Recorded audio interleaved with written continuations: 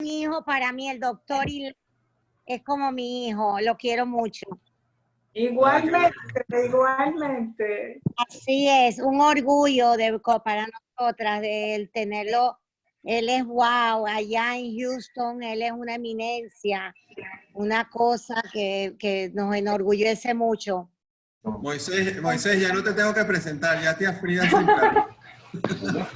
Es Ilan. Eso es peligroso. Ay, Hay mucha más. ¿por qué no le puedo ver? ¿Qué está muy bien? ¿Hay video o no hay video? Yo no veo nada. ¿Están viendo la pantalla o no están viendo la pantalla? Ahora Sí, Ilan. Ahora Es un sí. gusto verte, Ilan. Bienvenido. Gracias. Moisés, ahora sí te vemos, Moisés, ya te vemos.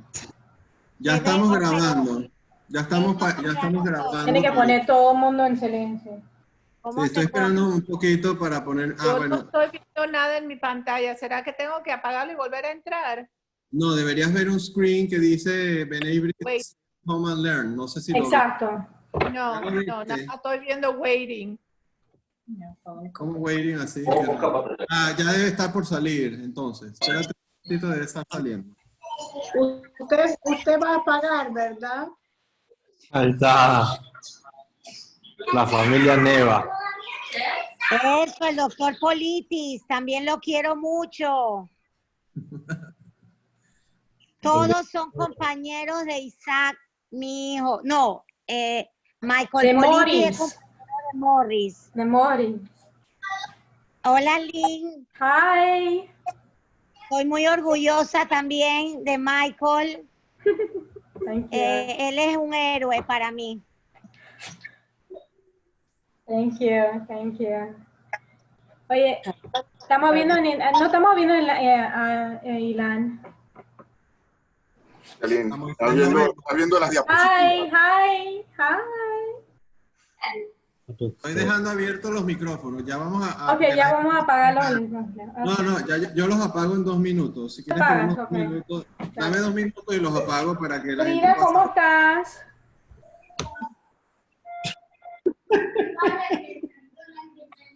¿Cómo estás? Ok, esperando.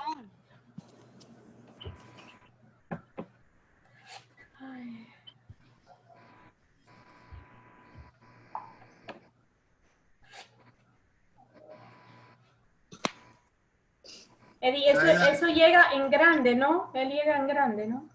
Daniel ya entró. Daniel, ayúdame con las fotos, que siempre me ayudas con las fotos. Daniel Cohen, porfa.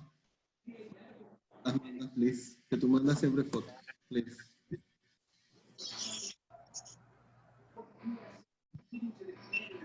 Ya vamos a comenzar en 1 minuto. Ya tenemos 35 personas.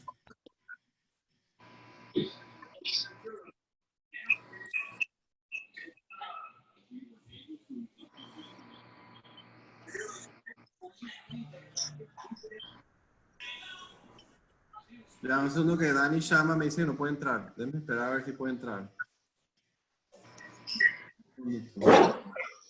I'm viewing Moisés Ilan's screen, but I don't see him. Está bien, pero no estoy pudiendo, no sé. ¿Quién? ¿Cómo? Ilan, tienes apagado. Déjame mandarle a Dani, un segundo a Dani llama. No debo estar apagado, debo tener el video abierto. Lo único que estoy compartiendo en mi pantalla donde tengo todas las diapositivas y las filminas que estoy presentando. Sí, déjeme un segundo. Lo que debe ver en mi pantalla es el Stay at Home and Learn de la Benabrit.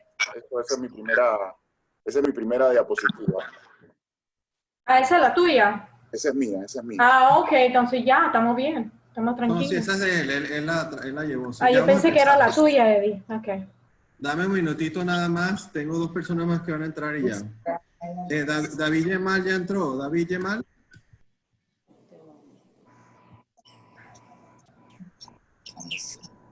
¿Cómo entro? Que sigue entrando gente. Deme un minutito y arrancamos. Estoy entrando, estoy ahí. Pero Ahí está Dani, ya entró. Ya vamos a arrancar. Como Ya vamos por 40 participantes. Ya, bueno. Creo que con eso podemos arrancar. Tienes que prender. Pero me voy a salir y vuelvo a entrar. Salió nada, no sé si vuelvo y salgo y entro o qué. Listo, comenzamos. ¿Les parece? ¿O alguien iba a salir y entrar? Yo creo que podemos comenzar. Es Ilan. Listo, Moisés, voy a arrancar entonces. ¿Estás ahí, Moisés, no? Sí. Sí, yo estoy acá. Ok. Bueno, estamos grabando el evento para que sepan, porque siempre nos pasa que este evento lo estamos teniendo ahora de forma semanal, lo que es Open and Learn, de forma digital a través de la plataforma de Zoom. Lo estamos grabando porque siempre nos sucede que terminamos el evento y siempre hay gente que quiere escuchar y lo vamos a colgar en las páginas de la PNI. Para contarles un poquito, siempre arrancamos así. Para nosotros es un placer. Es una iniciativa que arrancó primero. Apague los micrófonos. Voy a apagar los micrófonos de inmediato. Ya estoy apagando todos los micrófonos. Esta es una iniciativa que hemos arrancado de hace unos meses atrás con el Lunch and Learn. Primero era un formato de Lunch and Learn, en donde hacíamos almuerzos, ya sea realmente restaurantes kosher, como Darnas, El Club, o en otros restaurantes kosher, y lo hacíamos a los mediodías una vez al mes. Invitábamos a participantes para hablar temas de innovación, también temas de todos los temas de tecnología, temas de educación, y empezamos después, a raíz de la pandemia y de la cuarentena, surgió la iniciativa de hacerlo vía Zoom toda la semana y hasta ahora hemos sido exitosos. Hemos visto temas, sobre todo hemos hablado mucho del tema del coronavirus, enfocarlo desde el punto de vista psicológico, también desde el punto de vista de una coach, manejar este tema. También vimos temas laborales para los empresarios. Y bueno, para esta oportunidad hemos invitado al doctor, y agradecemos al doctor Moisés Ilan Neva, que nos está acompañando, y la verdad que agradecemos su presencia, y a Luisa Eskenazi, que fue la que me dijo que lo invitáramos a esta charla, en donde yo hablé con Moisés durante estas 2 semanas, y sé que Moisés se ha venido preparando, para que nos hable un poquito de un tema que es tan importante desde el punto de vista médico del coronavirus. Ahora, queríamos enfocar la charla, y Moisés lo hablamos, que lo vamos a enfocar más que lo que originó el virus y lo que ha pasado, más hacia dónde estamos hoy y dónde vamos a orientarnos hacia adelante. Y sobre todo ahora que viene el día D, que es el día después, donde ya el gobierno esta semana debe anunciar la flexibilización de la cuarentena. Creo que es muy importante y escuchar al doctor Neva que nos dé todas sus recomendaciones y que le hagamos todas las preguntas. Oye, en el día D, ¿cómo vamos a hacer? Me puedo adelantar, igual él lo va a hablar. O sea, ¿hay riesgo de que vuelva a haber un pico o no va a haber riesgo? ¿Qué medidas de protección de pasar de un aislamiento social a pasar a un distanciamiento social? ¿Qué medidas tomar de guantes, de las mascarillas, qué tipo de mascarillas, los gel, los alcohol, la limpieza, el contagio? O sea, y cualquier pregunta que tengamos de los síntomas, cómo manejarlos ahorita y de aquí en adelante. O sea, queremos enfocar esta charla porque ha habido ya muchas charlas de lo que ya ha pasado, y quizás el doctor Neva nos lo va a explicar también otra vez, pero que él nos lo va a enfocar hacia cómo estamos hoy y cómo nos vamos a adentrar en un periodo de flexibilización y cómo él ve el tema del distanciamiento social y de las medidas que hacemos para proteger. Bueno, Moisés, para que sepas, ya tenemos 44 participantes. La verdad que te agradezco mucho. Aquí lo que han hablado todo el mundo, que, bueno, aquí solo te lanzan flores, de que eres un gran doctor, o sea, ya no necesito presentarlo. El doctor ya lo conocen, él es gastroenterólogo en Houston, y bueno, lleva laborando varios años allá. Me dijo que no lo presente mucho, que él quiere entrar ya en la materia, así que le voy a pasar la palabra. Para la parte de las preguntas vamos a tratar de dejarlas para el final, los que quieran las ponen en el chat, yo las voy anotando, los que quieran me escriben a mí o escriben en el chat de la B'nai B'rith, y yo le voy haciendo las preguntas y al final dejamos comentarios finales. Con eso arrancamos. El doctor hizo una presentación. Adelante, Moisés. Bienvenido. Y bienvenido a todos. Gracias. Buenas tardes a todos, a Eddie y a Luisa por invitarme a dar esta presentación o este conversatorio. Y realmente la verdad que gracias a todos los que han tomado tiempo de su día. Yo sé que hay mucho tiempo hoy en día para ver este tipo de presentaciones, pero ya toda mi familia, mis padres, por siempre el apoyo que me dan, y la verdad es que tenerlos ahí presentes es definitivamente un orgullo y también un placer. A mi esposa, a mis hijos, a mis suegros que siempre están apoyándome y permitiéndome hacer lo que hago, porque sin ellos no sería posible. Cuando yo hablé con Luis hace un par de semanas y después con Eddie, estábamos conversando sobre qué es lo que podemos hablar sobre el coronavirus, y la verdad es que llegamos a un título que realmente es muy difícil, porque si uno se pone a ver los retos, uno tiene que pensar en los retos antes, donde se pueden hablar horas, los retos durante, donde nos podemos sentar días, hasta semanas, y los retos después, que pueden ser hasta meses, que nos podemos sentar a conversar de lo que puede ser y lo que puede suceder a raíz del coronavirus. Lo que sí sabemos es que todavía hay mucha incertidumbre en cuanto a la enfermedad, a lo que es, cómo se maneja, qué representa y cómo va a ser el futuro cercano y lejano. Así que con eso voy a empezar. Me he enfocado básicamente en la presentación, son 30 minutos, y lo que quiero dejar es establecer ciertos conceptos que creo que son muy importantes que sepamos todos, sin entrar mucho en lo técnico, porque sabiendo los conceptos y entendiendo los conceptos que representa esta enfermedad, así nos va a permitir llevar una conversación un poquito más holgada, un poquito más comprensible sobre qué son los retos y cómo podemos abordar los retos que nos enfrenta el futuro, que va a traer el futuro. Solo con un poquito de antecedentes, todos sabemos que esto comenzó en noviembre o diciembre en el 2019, donde en la provincia de Wuhan, en China, se reportó el brote de una enfermedad respiratoria que se estableció que era por un virus, un coronavirus. Si preguntan los orígenes, ya hay 1001 orígenes que se han establecido, se han hecho hipótesis y todo lo demás. Obviamente prácticas culinarias del pueblo chino tiene mucho que ver. Hay otros que estipulan que esto fue un virus que fue fabricado, fue modificado genéticamente en un laboratorio, y la verdad es que realmente esto no importa en estos momentos, porque ya nos estamos enfrentando a las consecuencias de este virus, y ya echar para atrás va a ser un poquito difícil. Lo que sí nos hemos dado cuenta es que es un virus muy similar al SARS, que es otro virus respiratorio que causó una epidemia en China, y por eso se le llamó el SARS-CoV-2, ¿ok? O el Severe Acute Respiratory Syndrome, coronavirus del CoV-2. Neva, Moisés Neva, Rubín, está hablando aquí en Zoom de antes y después del coronavirus. En Zoom, ¿no? Okay. Por favor, cerrar micrófonos, cerrar micrófonos.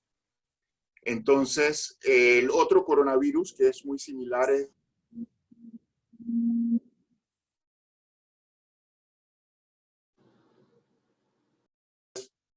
esto, como que llevó a lo que sabemos hoy que ha sucedido, que es una pandemia, una infección o una transmisión mundial donde sencillamente todos los países del mundo se han visto afectados, y es algo que va a ser histórico, algo que va a ser comentado y escrito en los libros por años por venir. Y la última vez que se registró algo similar así fue a principios de los 1900 con la influenza española. Hasta el momento se han registrado casi 3.5 millones de casos y casi 250.000 de muertes. Así que se sabe que esto es algo que ha afectado a medio mundo. Voy a saltar esto y hablar un poquito de qué es lo que pasa con una epidemia, una pandemia o una infección. Generalmente tenemos una persona susceptible, un paciente susceptible.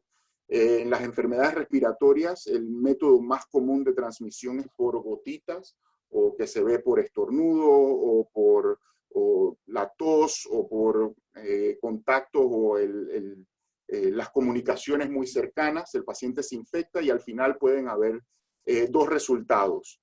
Puede haber la recuperación y puede ser el otro resultado puede ser la muerte. Obviamente que esperamos en situaciones como esta que los casos que se recuperan sean la mayoría, y gracias a Dios sí es la mayoría en la mayor caso de las veces, pero hay muchas personas que mueren a causa del coronavirus.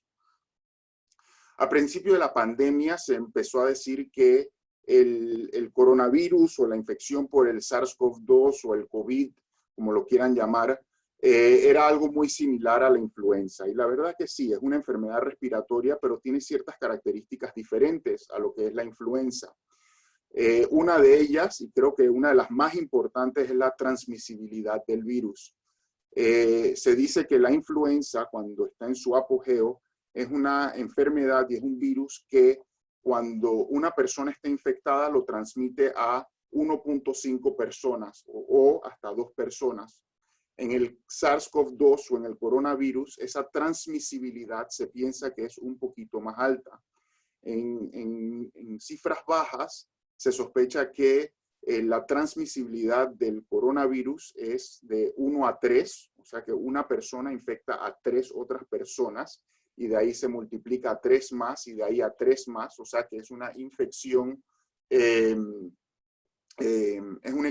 infección exponencial, pero hay ciertos reportes y cierta data médica que ha expuesto, que han dicho que la transmisibilidad de este virus puede llegar a ser de 1 a 6. Así que imagínense, si una persona infecta a 2 en la influenza y causa tantos estragos, una enfermedad donde estamos viendo una infección de una persona a 6 más, lleva a lo que hemos visto hoy en día, que es una transmisión a nivel mundial. Una de las cosas también que es muy característica y que es sorprendente es la transmisión en pacientes asintomáticos. Esta es una gráfica de uno de los primeros pacientes que se reportó en Alemania, que fue un comerciante que tuvo un contacto con un comerciante chino, que fue a principios de enero o mediados de enero. El comerciante chino obviamente no tenía ningún síntoma, tuvo contacto con estos 2 pacientes, paciente 1, paciente 2, no había ningún tipo de síntomas por ningún lado. Obviamente el comerciante chino se montó en su avión, regresó a China, a los 2 días empezó a sentir síntomas y 3-4 días después marcó positivo por COVID. Obviamente los que tuvieron contacto directo, el paciente 1, el paciente 2, obviamente no sabían que esta persona tenía el coronavirus y pasaron casi una semana antes de empezar a desarrollar síntomas y eventualmente marcar positivos. Estos pacientes, el 1 y el 2, a su vez contagiaron al paciente 3 y al paciente 4 en el momento donde no tenían síntomas. Y eso es una de las grandes problemas, uno de los grandes problemas y una de las grandes consecuencias de este virus, que hay gente que está infectada con el virus, que tiene el virus, que transmite el virus y que sencillamente no tiene síntomas. Esto es una gráfica solo de una manera caricatura para mostrarles cómo funciona una pandemia y cómo funciona una enfermedad. Obviamente empezamos aquí con el 100% de los pacientes que son susceptibles. Empieza la enfermedad aquí en rojo, que demoran aproximadamente 1 a 2 semanas en expandirse por la comunidad. Después viene un pico donde hay el brote, empiezan a verse los recuperados, baja el brote. Obviamente con estas personas que se enferman, no solo hay recuperados, sino hay muertes, y una vez la enfermedad se erradica de la sociedad, entonces tienes la inmunidad y los pacientes que se han recuperado y aquellos que han fallecido. Voy a tomar esta gráfica para explicar un poquito sobre no solo los síntomas, pero también las pruebas. Esto es también una caricatura, una gráfica que muestra lo que pasa con la infección. En el día 0 la persona se contagia y así podemos ver en esta línea que está entrecortada que en los primeros 5 a 7 días hay ausencia de síntomas. Sin embargo, hay replicación activa de virus y en esta fase es donde la persona es altamente infecciosa porque no sabe que tiene el virus. Obviamente empiezan a tener los síntomas, la replicación viral aumenta y llega a su pico al día 10, al día 12, día 14, y ahí es donde empieza el sistema inmune a actuar. Y eso es lo que estamos viendo aquí en la parte verde, que el sistema inmune tiene dos partes o dos componentes. Tiene la IgM, que son las inmunoglobulinas que atacan al virus, a las partes del virus y hacen que el cuerpo empiece a erradicar al virus. Y una vez empiezan a controlar y llega a su pico la IgM, entonces la carga viral empieza a bajar y entonces empieza lo que es la inmunoglobulina G o lo que confiere la inmunidad. Así como hemos visto cómo es el ciclo de vida o el ciclo de la enfermedad o las fases de la enfermedad, así podemos ver en la parte de abajo de la gráfica cómo marcan las pruebas en cada una de las diferentes etapas. Así como vemos en la fase asintomática, en la primera fase, el PCR, que es la prueba viral que muestra cuando hay partículas virales en los hisopados de la naringe, de la nasofaringe o de la nariz, ¿ok? Ahí es cuando marca positivo. En ese momento todavía no hay inmunoglobulinas, todavía el sistema inmune no se ha despertado. Después tenemos la fase temprana donde empieza el cuerpo a reaccionar y ahí todavía tenemos virus y las pruebas virales marcan positivo. Y el IgM, que es la muestra activa del sistema inmune de cómo está destruyendo el virus, está positivo. Una vez llevamos a la fase activa o las fases posteriores, entonces ya vemos las 3 pruebas marcando positivas y así a medida que va pasando, una vez llegamos a la fase de recuperación, tenemos lo que últimamente queda como es la IgG o los anticuerpos IgG, que son los que confieren inmunidad. Esas pruebas son en un sistema muy utópico, en un sistema muy real y en un sistema donde todo es 100%. ¿Ok?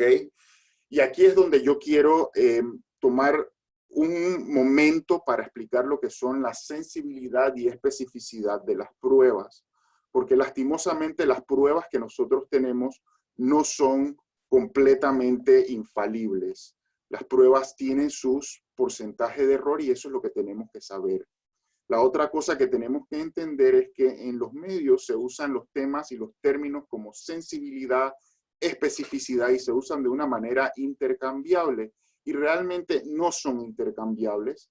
La sensibilidad de una prueba te dice una cosa, la especificidad te dice otra cosa completamente distinta y es muy importante saber que estas pruebas marcan positivos, así como no solo en la fase de la enfermedad, sino también si los pacientes tienen síntomas y no tienen síntomas.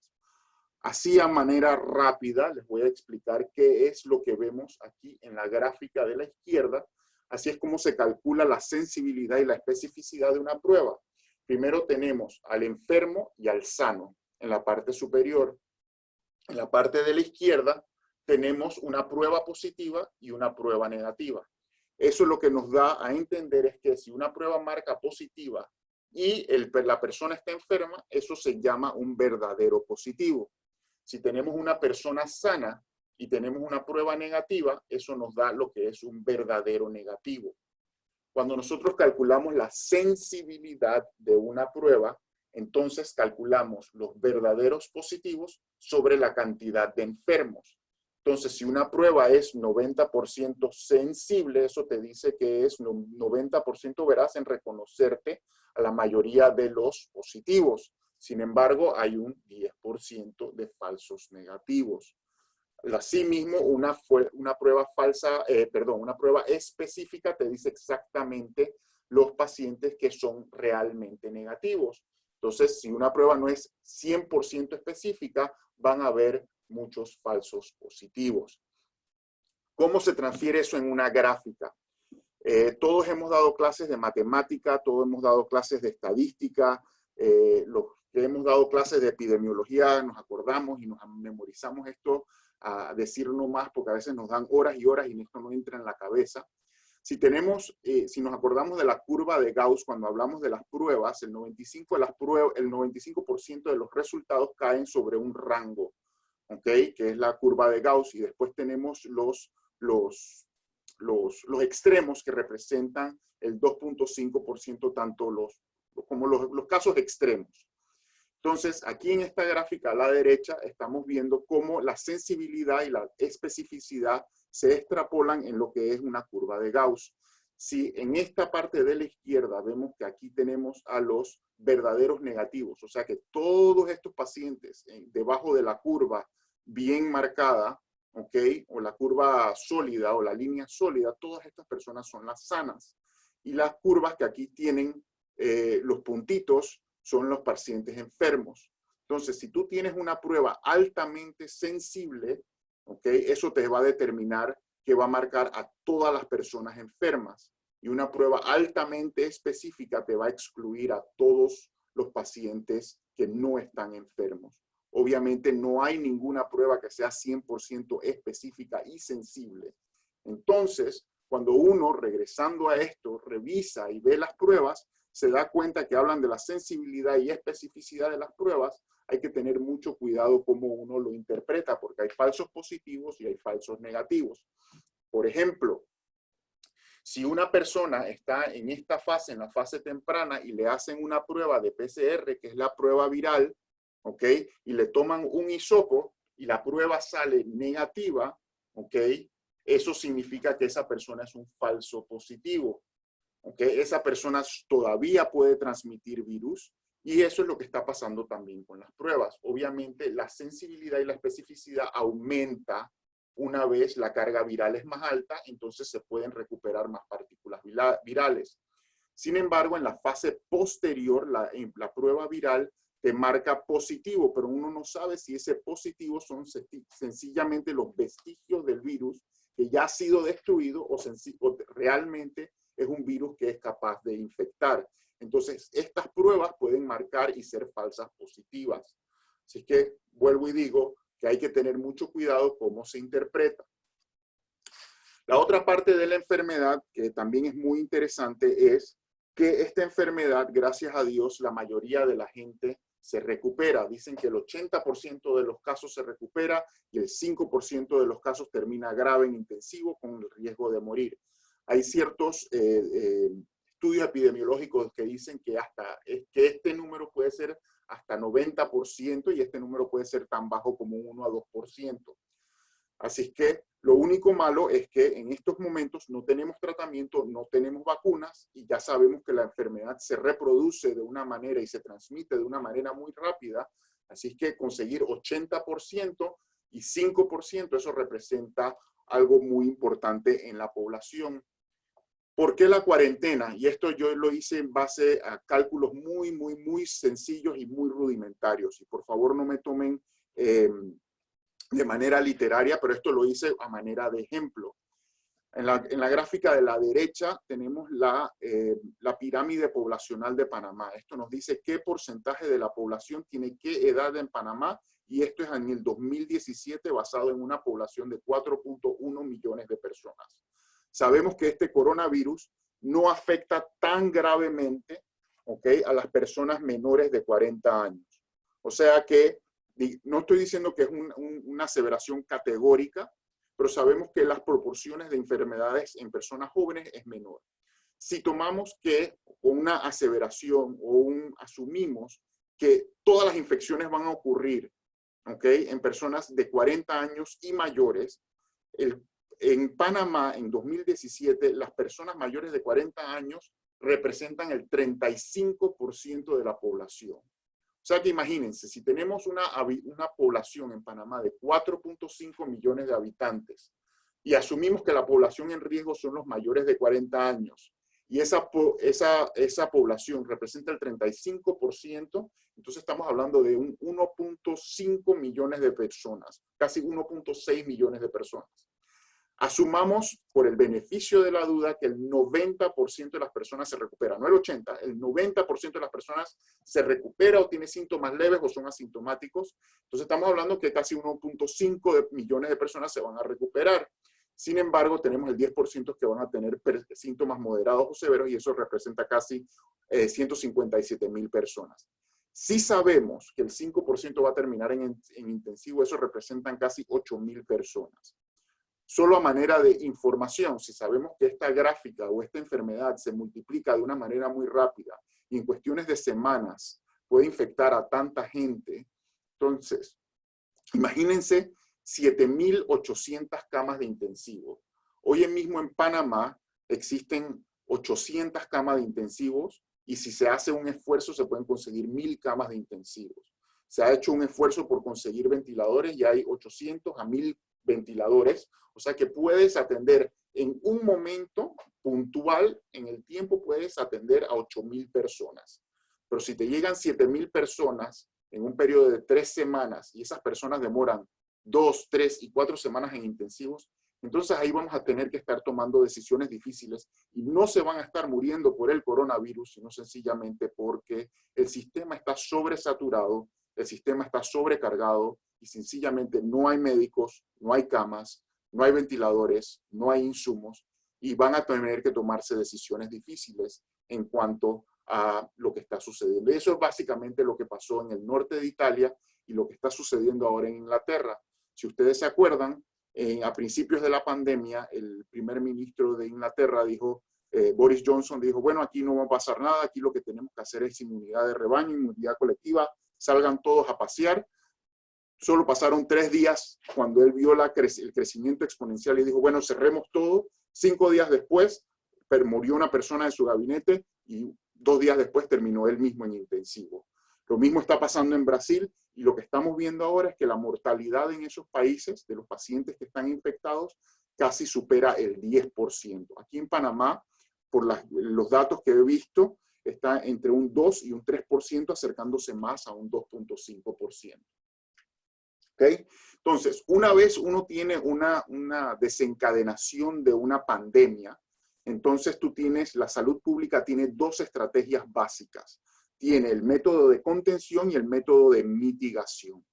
El método preferible es el método de contención, que fue lo que hemos oído que ha pasado en Corea del Sur y Singapur.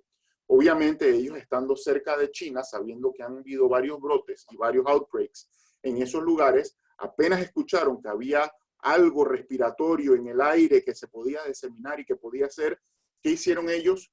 Hicieron un método de contención. Empezaron a desarrollar pruebas, mandaron a todos a usar mascarillas, mandaron a todo el mundo a guardarse y apenas alguien tenía algún síntoma, le hacían pruebas, lo aislaban, lo cuarentenaban y en un periodo de 48 horas podían exactamente determinar cuáles fueron los contactos que tuvieron. Eso fue la gran minoría de los países.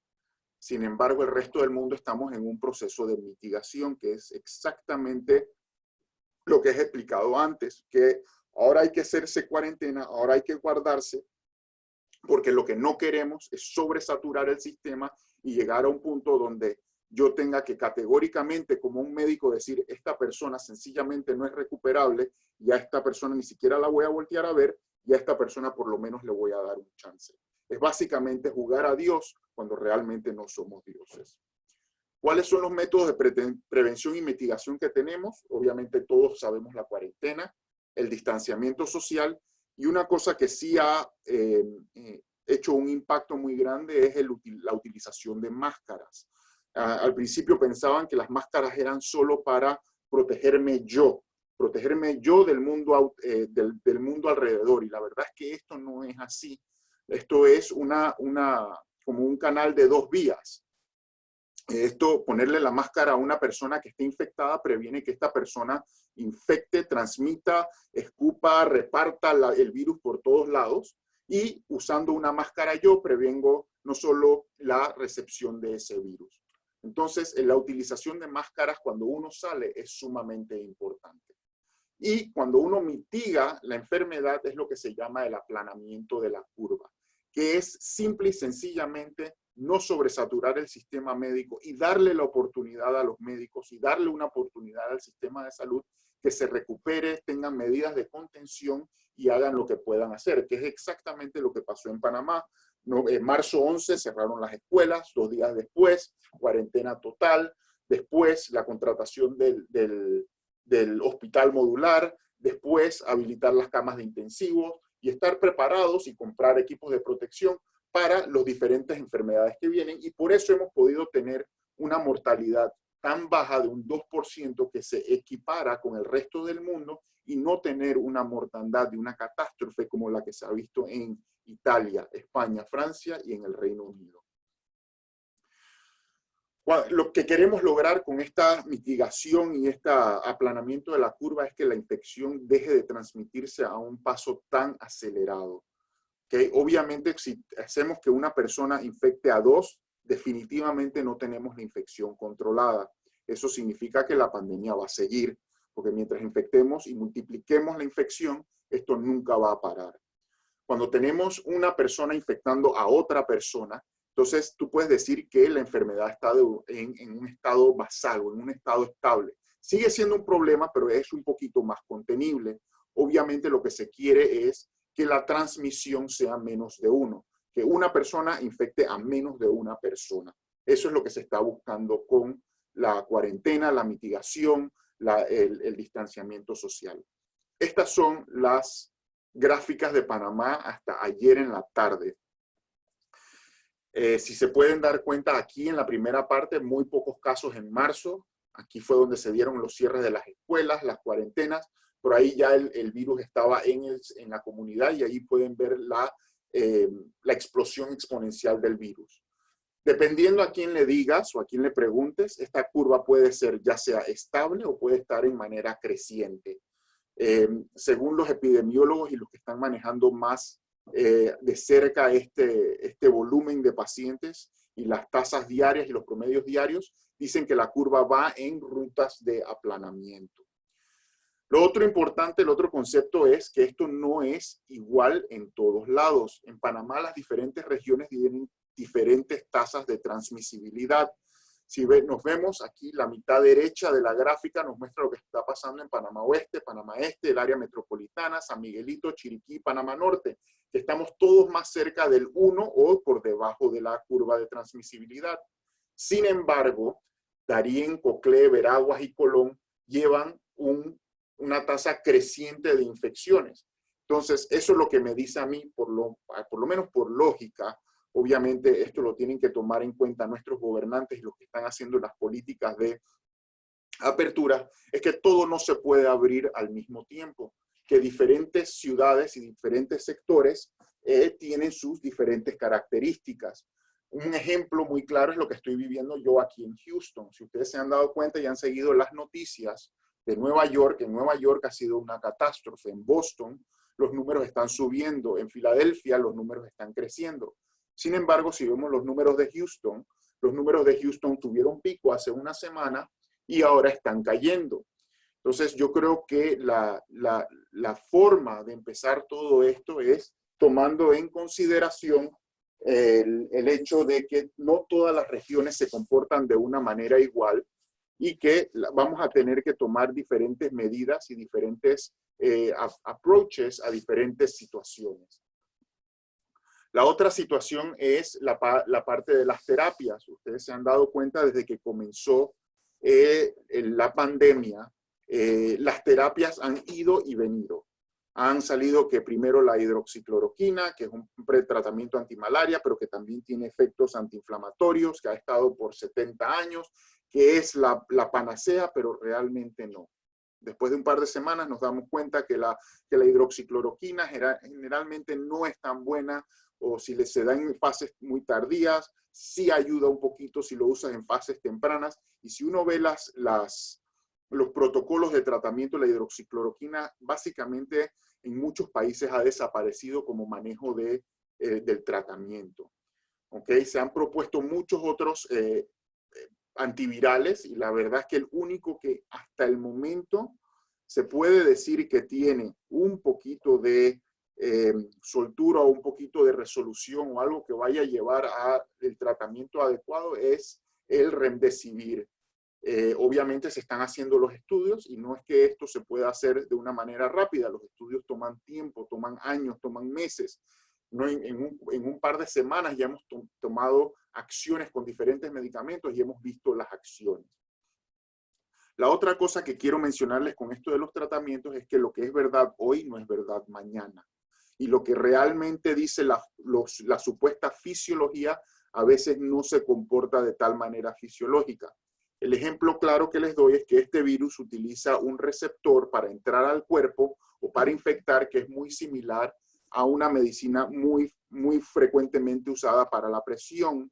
Y no sé si se acuerdan que hace como un mes había un gran boom sobre que los pacientes que tenían hipertensión, que estaban manejados con cierto tipo de medicinas, tenían que suspender estas medicinas de una manera inmediata porque eso interfería o afectaba la forma que el virus se transmitía y que eventualmente causaba más daño.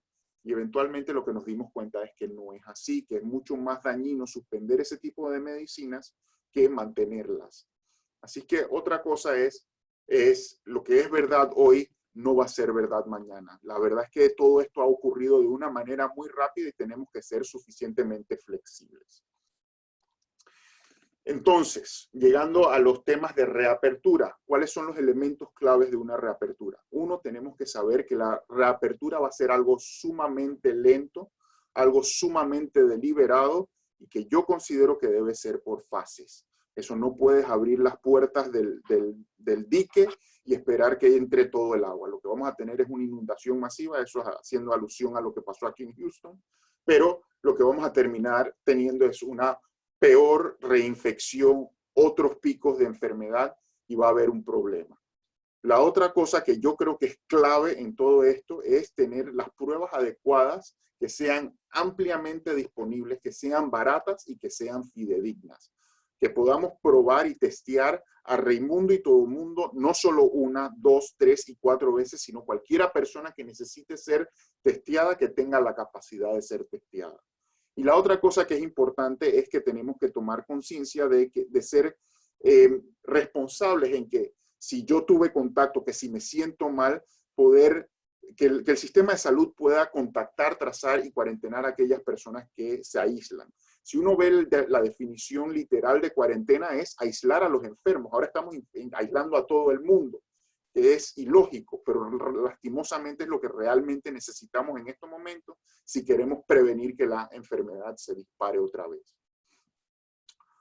Obviamente, cuando estamos pensando en reaperturas, cuando estamos pensando en volver a la normalidad, tenemos que hacer un juego de balance. Y todo es riesgo-beneficio, igual que como cualquier otra decisión que tomamos en nuestras vidas. Lo único que en esta situación estamos a una más grande escala. Obviamente, en estos momentos estamos más ladeados o más enfocados en lo que es el control de la enfermedad. Y a pesar de que sabemos que el impacto económico y social es grande, estamos dispuestos a tomar un cierto grado de libertades con el impacto social y económico a consecuencia de controlar la enfermedad. Sin embargo, tiene que llegar a un punto de balance, un punto de equilibrio que yo creo y sospecho que vamos a llegar en la próxima semana o 2, ojalá sea antes, ¿ok? Donde el control de la enfermedad y el impacto social no sea tan grande. Para mí, lo clave van a ser las pruebas. ¿Qué tanto podemos hacer pruebas? ¿Qué tanto podamos diseminar las pruebas y hacer que las pruebas sean altamente difundidas? Y mientras más pruebas tengamos, mejor va a ser. Una vez tengamos las pruebas, lo importante es saber qué vamos a hacer con ellas.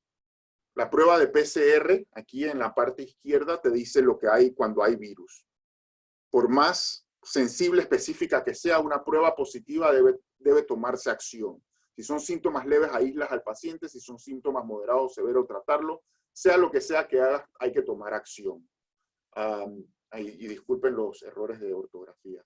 Y si después tenemos las pruebas serológicas, que es el nuevo FAD que hay, la nueva regla que hay, ¿qué vamos a hacer con las pruebas positivas? ¿Qué representa una prueba positiva de IgG? ¿Qué representa una prueba positiva de IgM?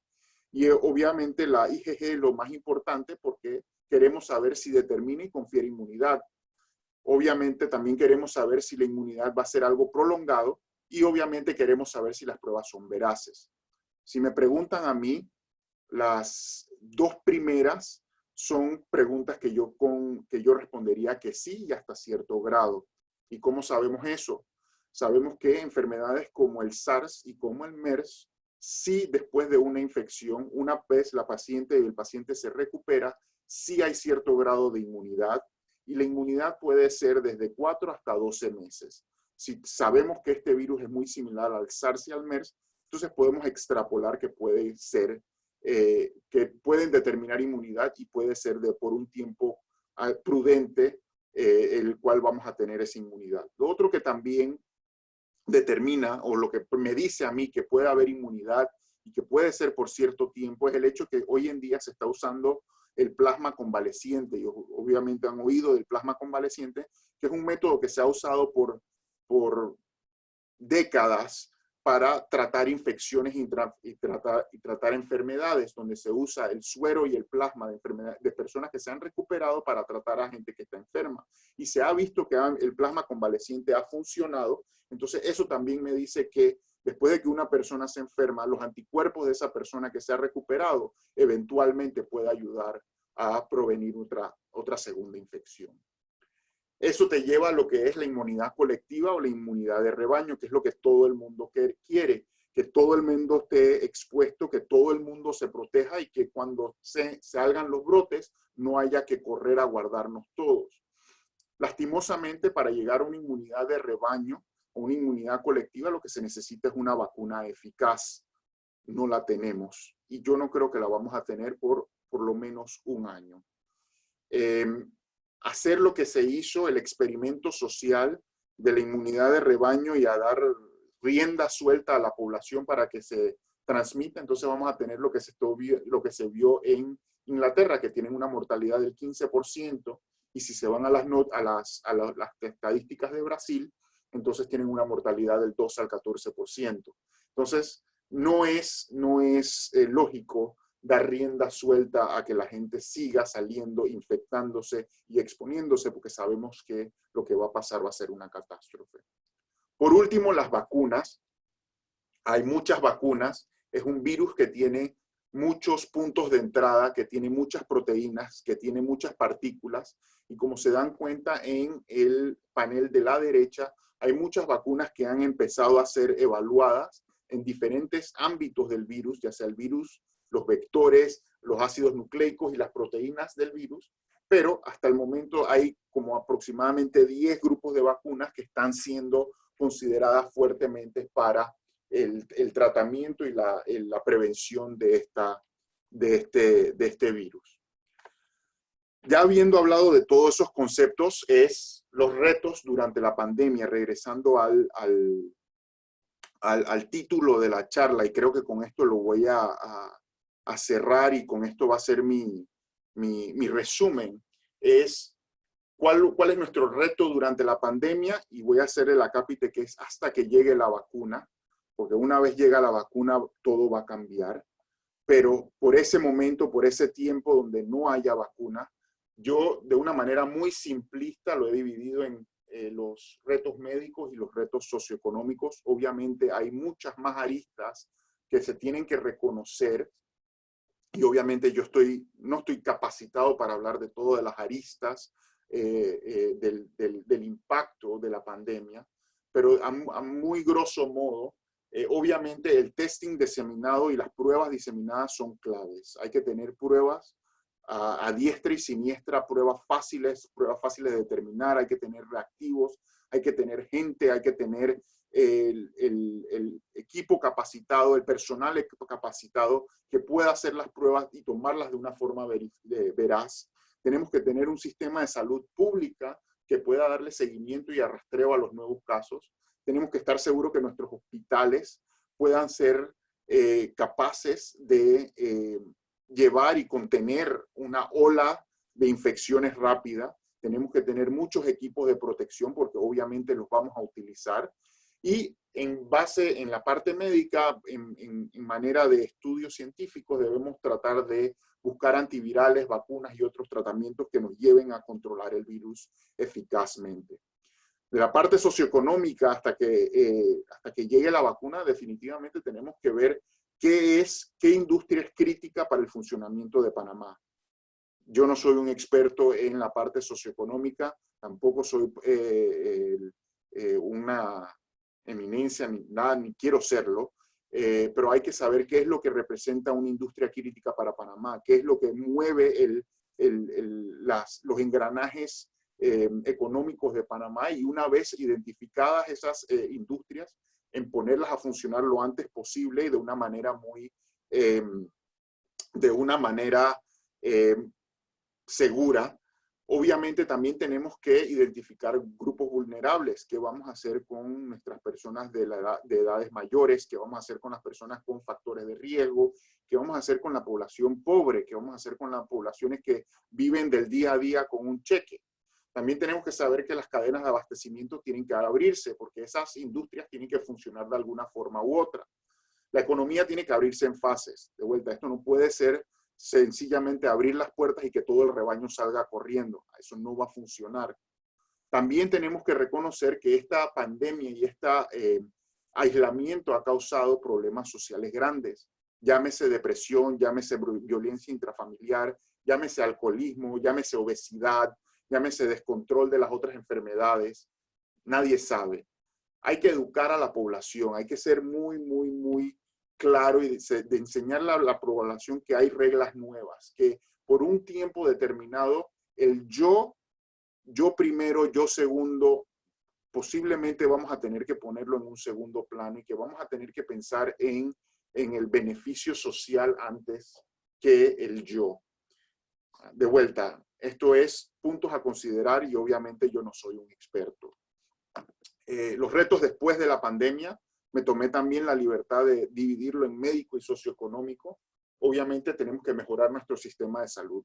Obviamente no podemos estar haciendo cosas a último momento, que un hospital modular, que conseguir ventiladores, que conseguir equipos de protección. Tenemos que tener métodos de contingencia.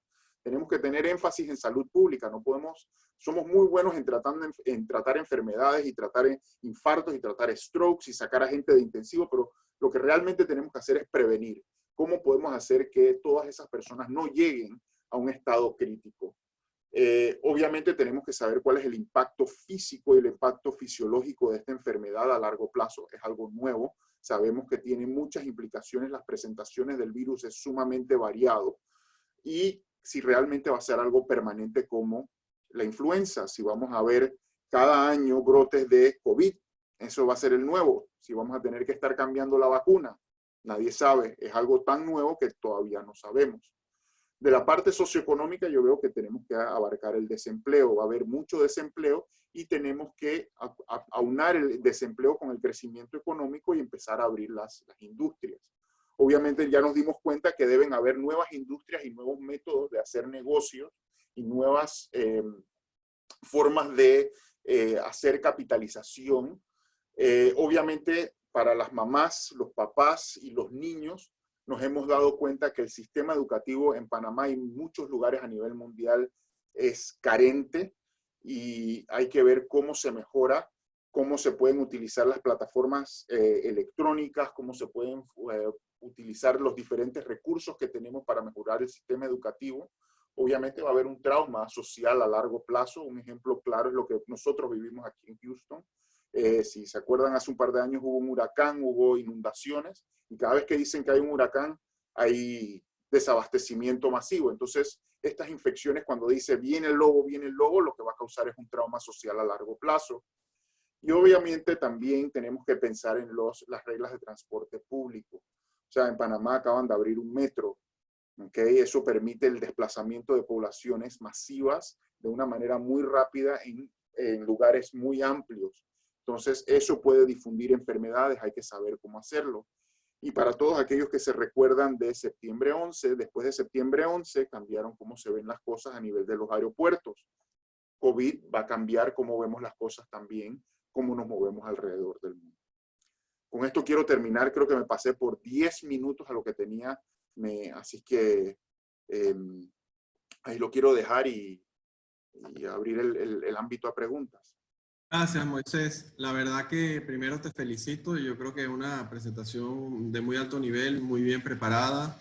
La verdad que con más conocimiento de lo que yo tenía y creo que muchos de los participantes de lo que está pasando en Panamá, muchas estadísticas importantes que yo creo que son claves que nos pudiste ilustrar. La verdad que Y aquí también te digo que tengo muchos chats con muy buenos comentarios de que les gustó mucho la presentación. Y la verdad que, bueno, tenemos como un total de 60 personas, 61 personas que nos están acompañando hoy. Pero tenemos varias preguntas, muchas preguntas, Moisés. Así que ayúdame quizás a contestarlas si te parece lo más breve que se pueda, porque la verdad que hay muchas preguntas y arranco con la primera, ¿ok? Vale. Tengo también gente que alzó la mano, las dejo un poquito al final porque es que me entraron preguntas antes. La primera pregunta, Moisés, es por qué no han empezado a hacer pruebas masivas. O sea, ¿por qué en Panamá y en algunos países, no sé, cuál es tu opinión del tema? ¿Cuál es la razón por qué no empiezan a hacer pruebas masivas o se está esperando cuando haya la apertura para hacerla? Esa sería la primera pregunta.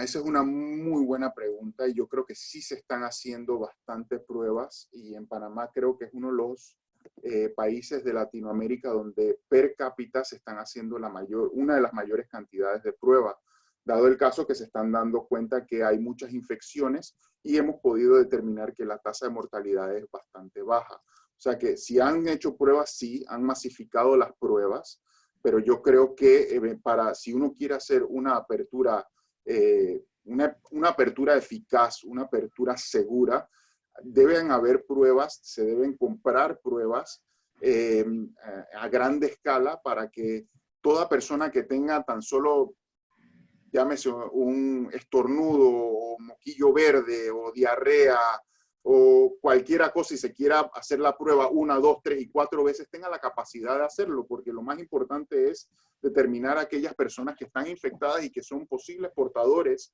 de la transmisión.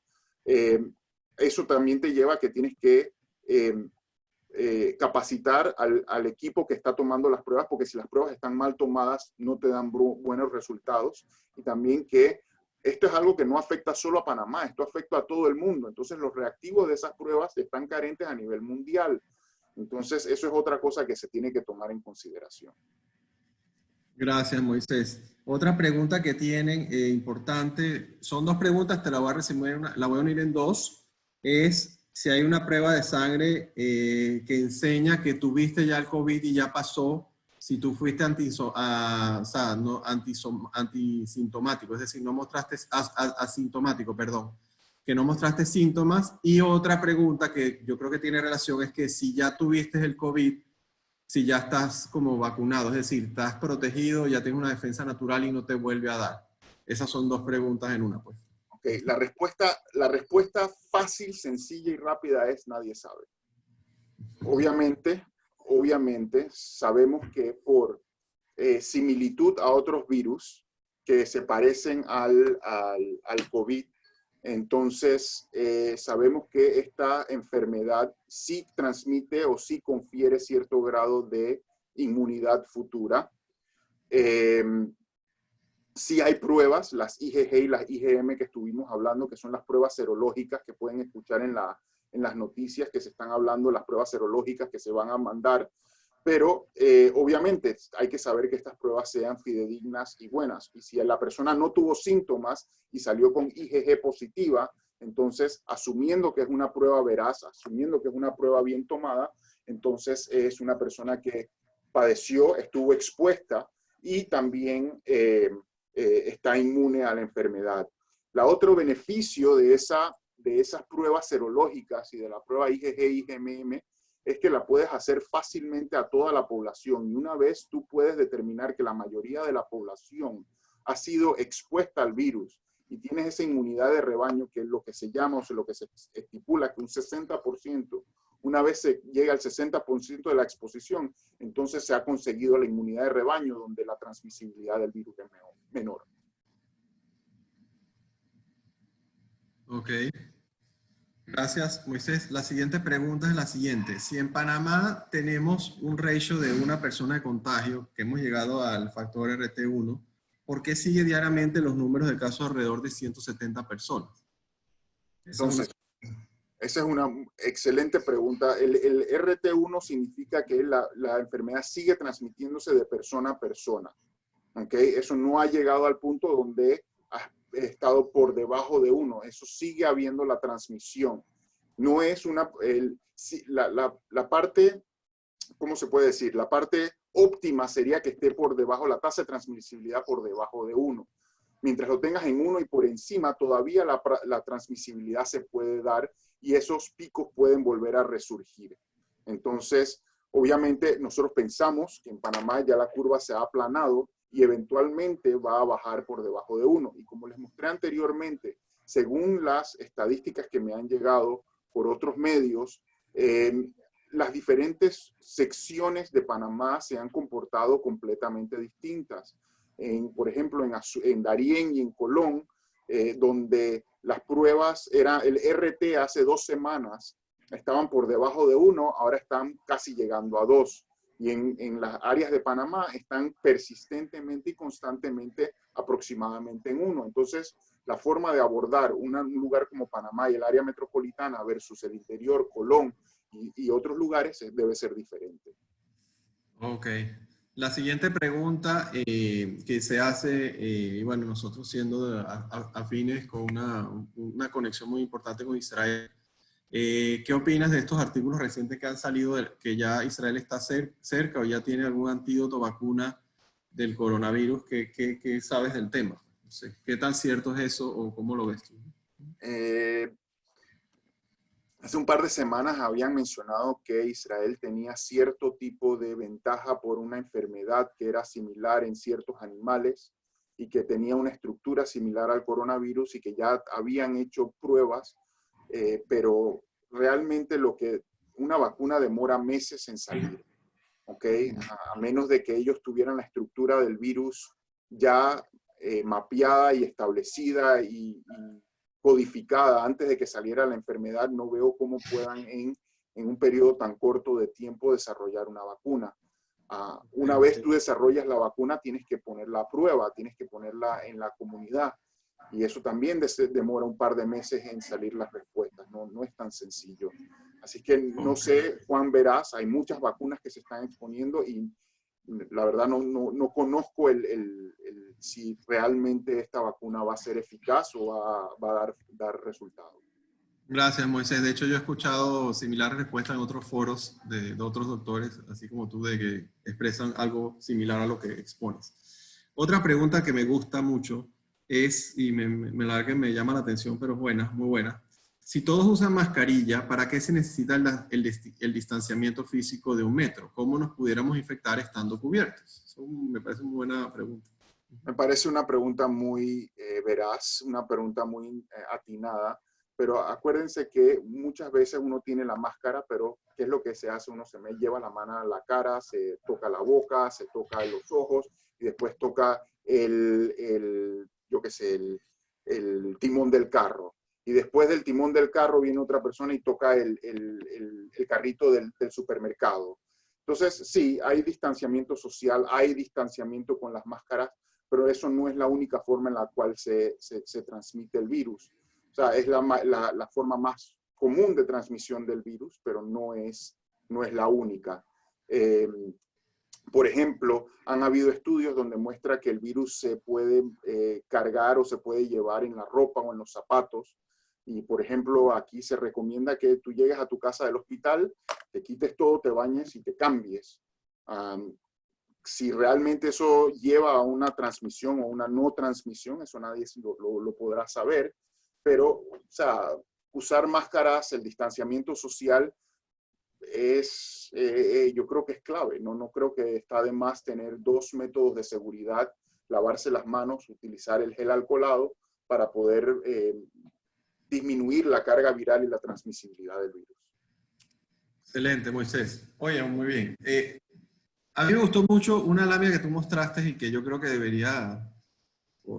yo creo que a través de los contactos que uno debería hablar con los contactos del gobierno, decir que la muestren un poco tu análisis de la población de Panamá, la cantidad de personas que se infectan, la disponibilidad de camas. Yo creo que eso también es importante transmitírselo a la población y por qué se está haciendo lo que se está haciendo y los sacrificios que son muy fuertes. Yo soy uno de los críticos importantes del tema a nivel económico y los impactos financieros que tiene esta cuarentena. Entonces pregunta que más allá de la disponibilidad de camas de UCI y ventiladores que pueden ser adquiridos, que tú mencionas en la charla, ¿cómo ves ¿Cómo ves la disponibilidad de médicos y terapeutas respiratorios con experiencia en cuidados intensivos en Panamá, tomando en cuenta que algunos médicos desafortunadamente van a ser infectados por la enfermedad? Están hablando inclusive de permitir a extranjeros para que también apoyen en esto, etcétera. Pero ¿cómo lo ves tú en general? ¿No? Eso es un tema muy crítico y sumamente importante, porque en Panamá no hay muchos intensivistas. No, la cantidad de intensivistas, no me sé el número total, pero yo sé que por lo menos la mitad de ese número total de intensivistas son mayores de 60 años. O sea que ya están en un ámbito de alto riesgo, y obviamente asumo que la exposición que vayan a querer asumir va a ser menor.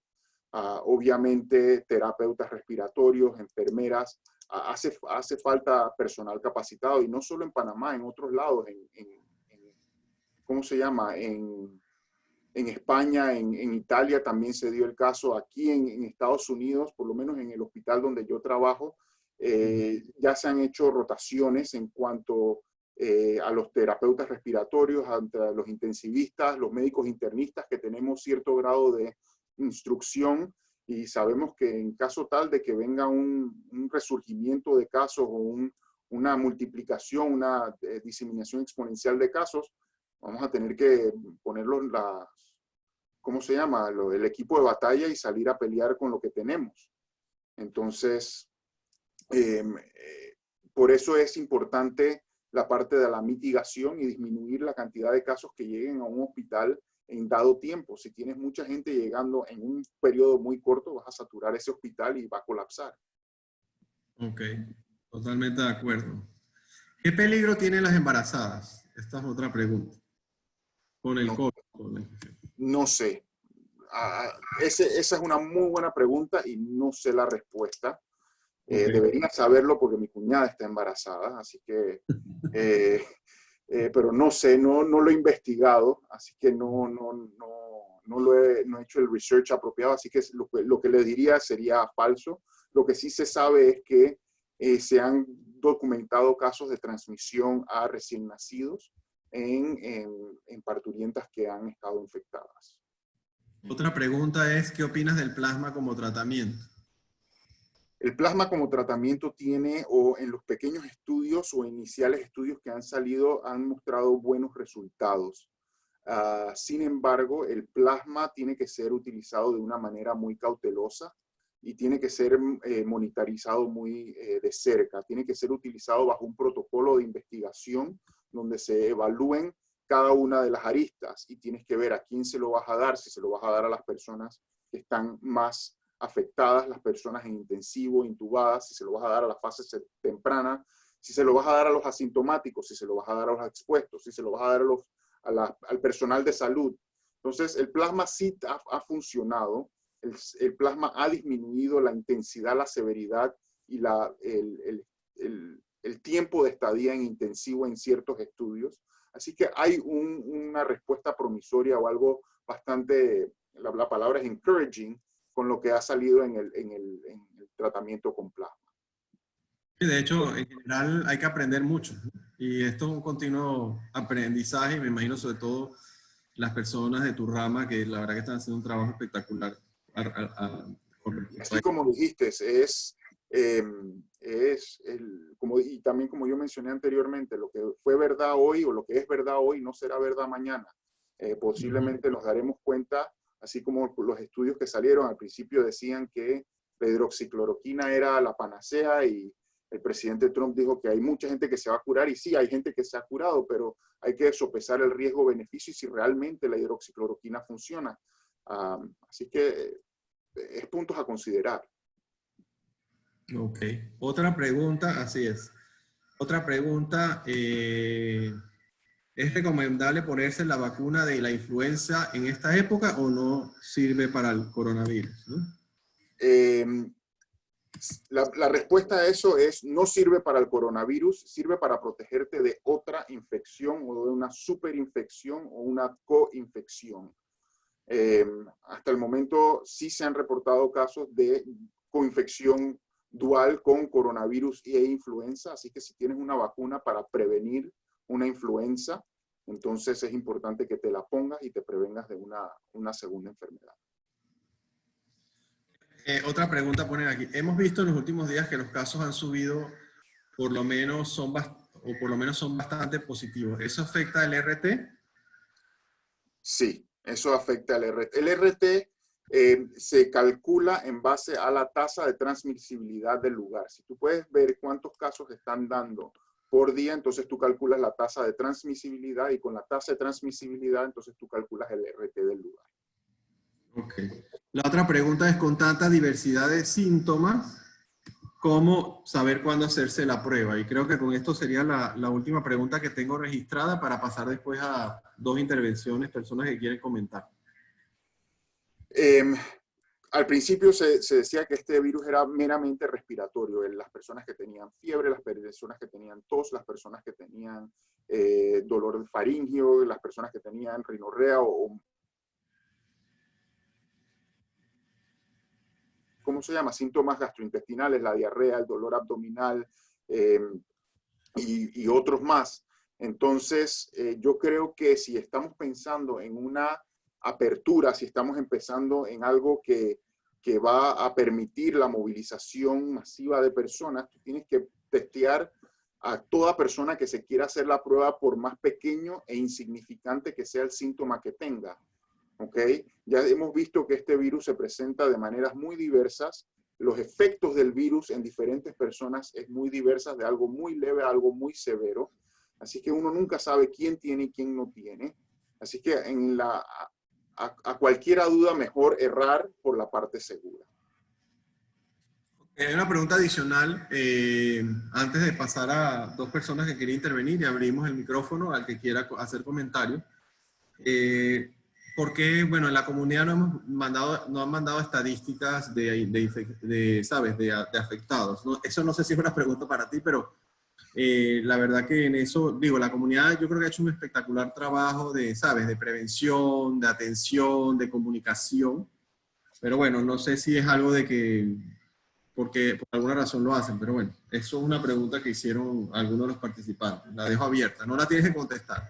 No, yo sí te la voy a contestar porque aquí también cerraron todas las sinagogas y todos los centros religiosos. Y yo creo que es un ámbito donde es muy importante comunicar a las personas y hacerles saber cuál va a ser las nuevas reglas de la sociedad, cuál va a ser la nueva interacción de una persona con otra.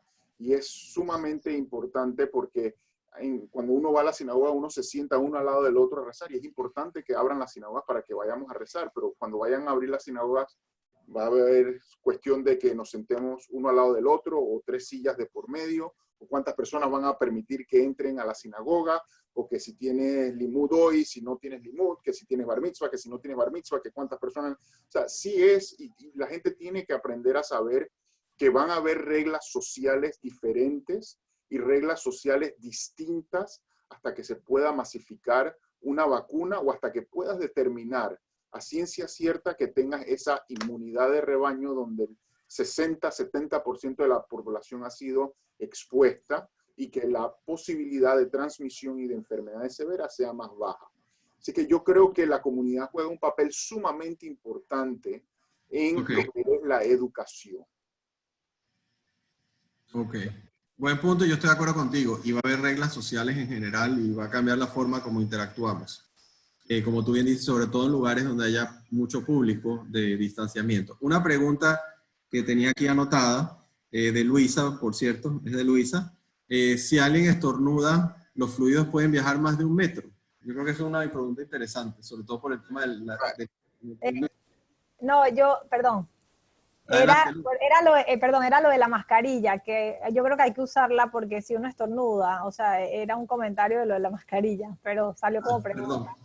Sí, no, que si uno estornuda, o sea, igual viaja, era mi pregunta, pues no sé, igual hay que usarla, ¿no? Por eso. O sea, obviamente cuando estás estornudando, la mascarilla protege al que está enfermo, pero si la mascarilla se cae o si la mascarilla se sube, o tú has visto mucha gente que tiene la mascarilla puesta y que tiene la mascarilla por debajo de la nariz, o que la tiene por debajo de la boca y no la tiene completamente extendida.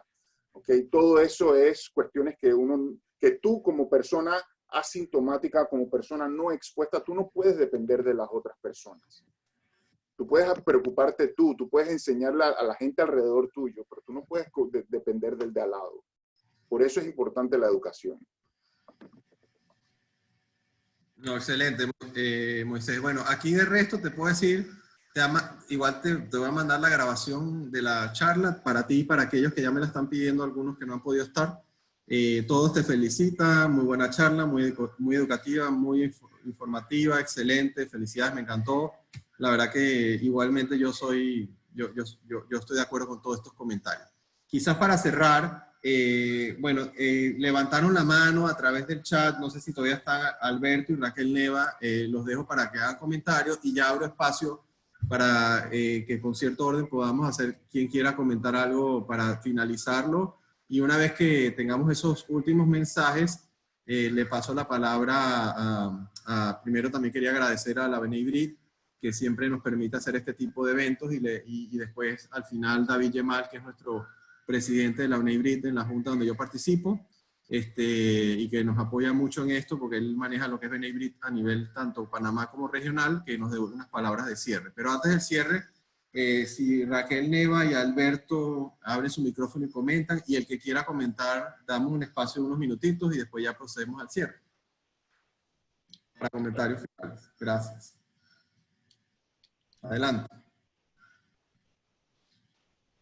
Pueden ustedes mismos quitar sus micrófonos. El que quiera comentar.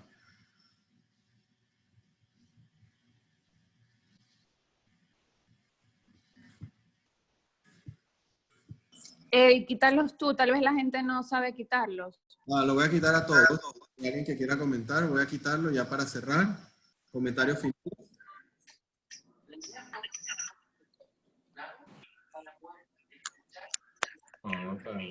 El que quiera comentar.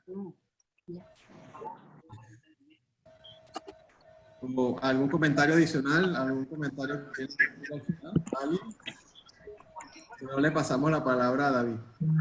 Ok. Si no hay comentarios adicionales, yo creo que hubo muy buenas preguntas. Pasamos a David Yemal para que cierre. David, adelante. David. No veo a David. No veo a David. Déjame ver. Entonces tú, no lo vi nunca.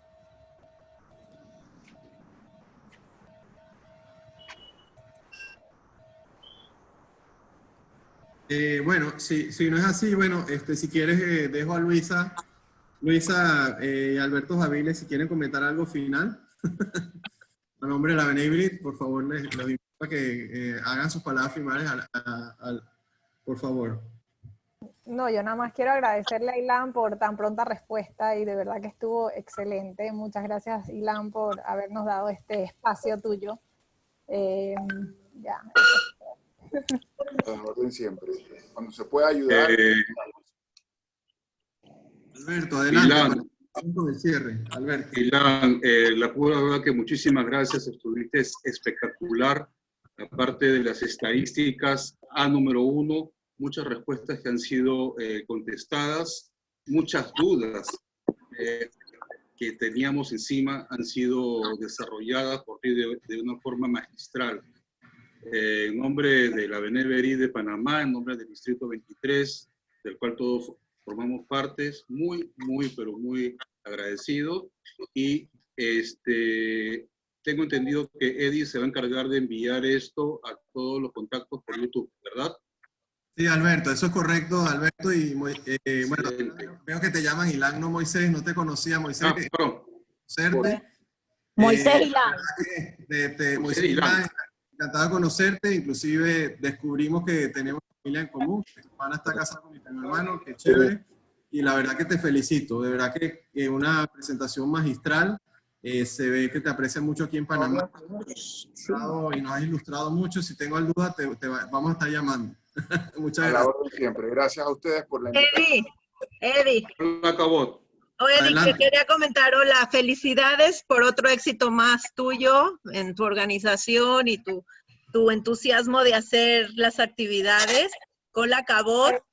Y no sé si a través del APNEI-BRIT se pudieran conseguir estadísticas y gráficas de los que han estado enfermos en la comunidad. La verdad, yo creo que sí debemos de tener cada familia una estadística de lo que está pasando, porque no conocemos bien la situación de la comunidad y no está de más que nos manden estadísticas y gráficas. Adelante. No, bueno, que quizás a través de COPEC, mi esposa es miembro de COPEC, le voy a decir a Adriana para que también me apoye con eso y a través de COPEC ver si nos pueden facilitar ese tipo de estadísticas. Bueno, señores, buenas tardes y Wow, gracias. para la próxima Gracias, semana. Ilan. Gracias. Te queremos. Muy bueno. Para la próxima semana quería anunciarles, quería hacerles los anuncios para la próxima semana. Vamos a tener a José Abo, que nos va a hablar el día martes a esta misma hora a las 5. José Abo, economista reconocido, miembro de nuestra comunidad aquí en Panamá. José va a hablar de los temas económicos y financieros, del impacto de esta pandemia y de esta cuarentena, para que nos acompañe. Sí. Eva. Adelante. Okay. Y bueno, Enseña cómo se quita el video, ven. gracias. Bye. Chao. Hola, Cabot. Nos vemos. Luego. Hasta luego. Ven un minuto cómo se quita el video antes de que me salga de aquí.